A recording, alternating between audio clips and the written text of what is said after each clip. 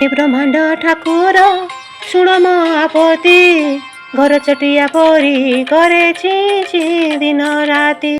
ନାହିଁ ତ ସ୍ୱର କୋଇଲି ସମ, ଲଗାଏ ଧେନୁ ପରି ଲୟ, ସିଂହ ପରି କରେ ଗରଜନ, ମୋ କଣ୍ଠ ଦେଖ ହେ ଗୋବିନ୍ଦ।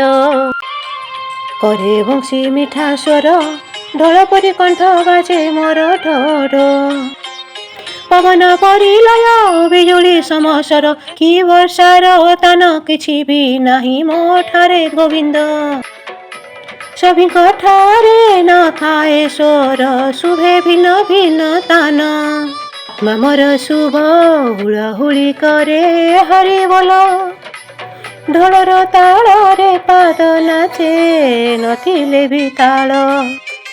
ତମେ ତ ଜଗନ୍ନାଥ ସବୁ ଡାକ ଶୁଣ, ଥାଉ ବା ନଥାଉ କଣ୍ଠେଶ୍ୱର।